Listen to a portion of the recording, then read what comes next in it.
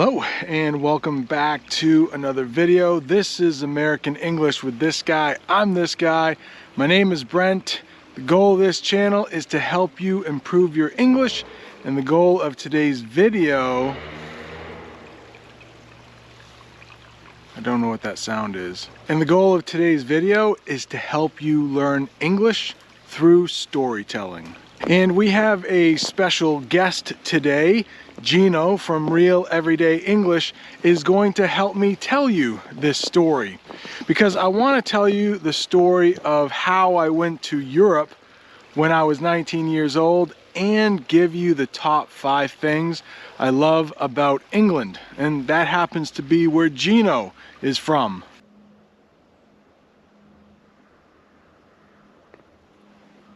When I was 19 years old, and the year was 1995, probably before some of you were even born, I saved up my money and flew from Boston to London and spent a month in Europe, all by myself, backpacking around the continent.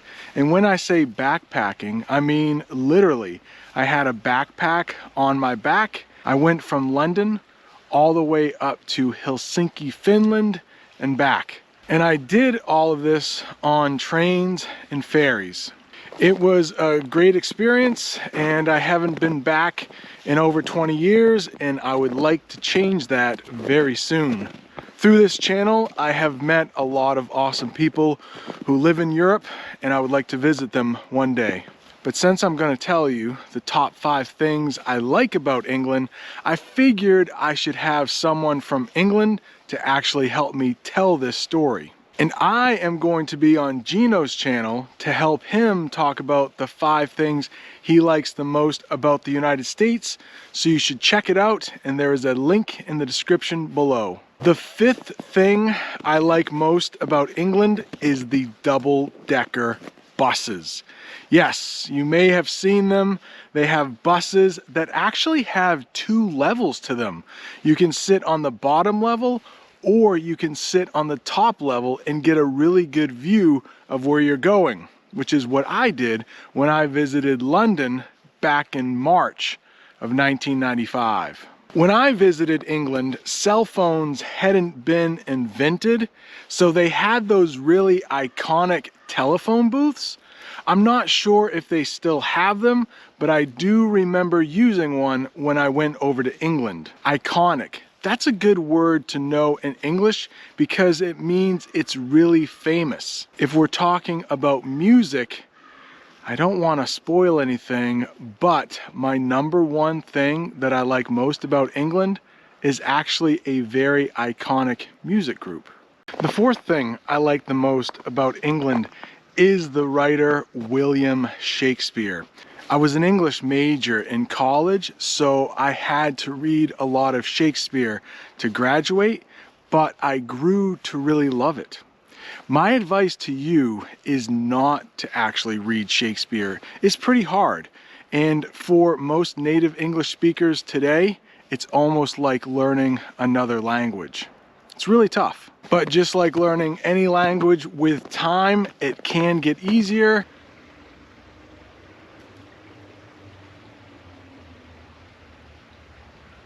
One of my favorite plays by Shakespeare is a play called Macbeth. But if you're ever performing the play Macbeth, if you're ever an actor in that play, you're supposed to never say the actual title of the play while you're performing it. Macbeth. Instead of saying Macbeth, most actors will say the Scottish play, because Macbeth actually takes place in Scotland, which is pretty close to England. And the 3rd thing I like the most about England is the language. I mean, I speak English. You are learning English, and that all came from England originally. Now, maybe here in the United States, we've made the language a little bit better, but I don't want to start too many problems with Gino. He might think the opposite. He might think British English is just a little bit better than American English. Either way, it's a great language, and I am so thankful for England to have started the language that I am speaking. Number 2, for the top 5 things I like about England. This is where Gino is actually going to help me out.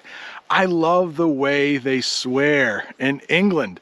They'll often say bloody as a swear word. Something like, oh, where did I leave my bloody keys? Bloody, bloody. In the United States, we just use bloody for when something is bloody.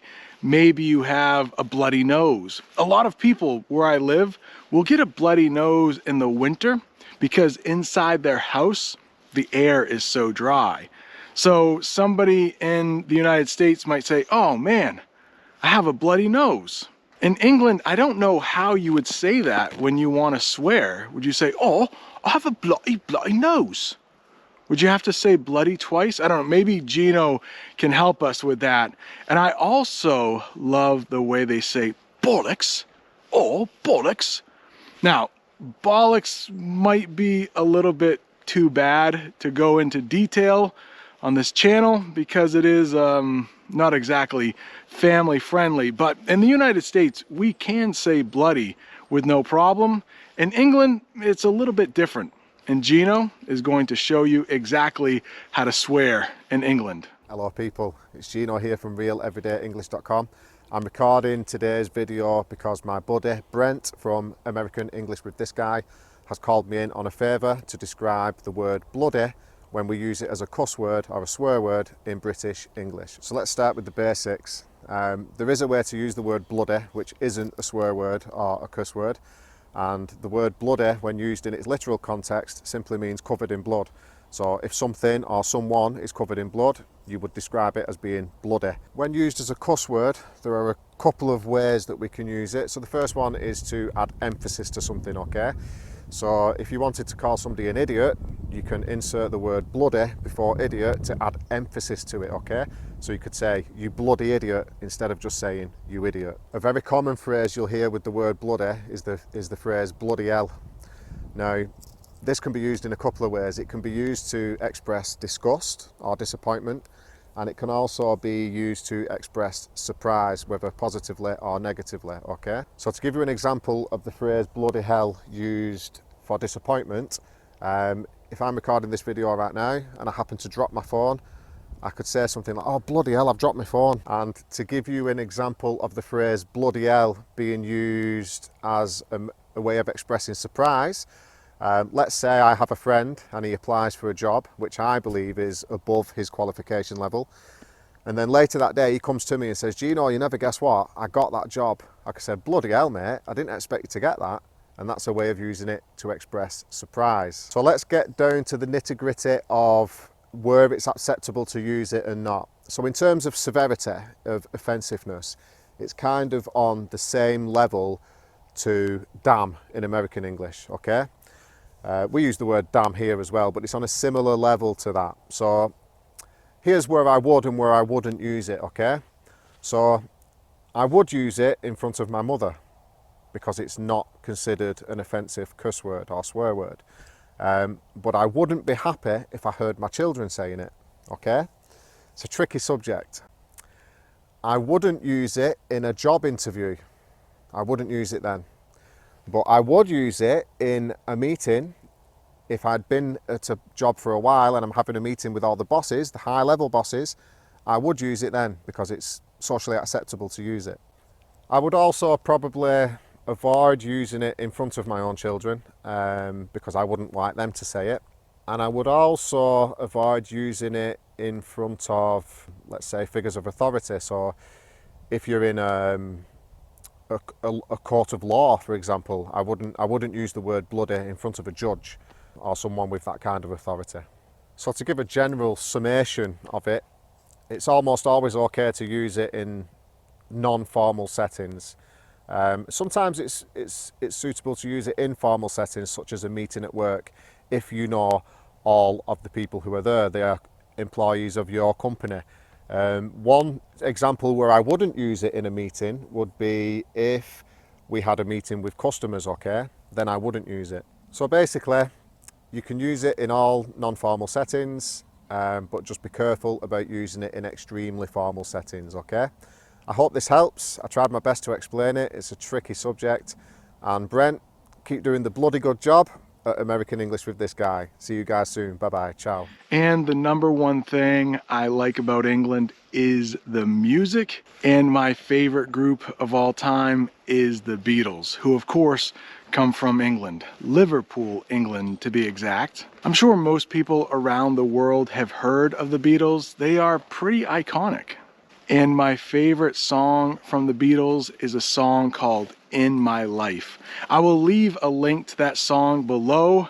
I encourage you to listen to it because I feel that it's very sweet. The singer is looking back on all of the good and bad things that happened in their life. I'm filming this on December 9th, and yesterday was of course December 8th. 2020, exactly 40 years after John Lennon was assassinated in New York. We lost a great singer and songwriter way too young. It is one of the earliest memories I have as a child. I just turned 5 years old, and I do remember the day that John Lennon was assassinated. Yes, something very sad, but I promise you, if you listen to In My Life, that will make you feel a lot better. Big thanks to Gino, who helped me tell you guys all about the things I love about England. Please do check out his channel. He has a lot of awesome English lessons. If you are looking for more videos, right up there is a video that YouTube thinks you will like. And below that is a video I made about ordering an American breakfast. Thank you so much for watching. See you next time.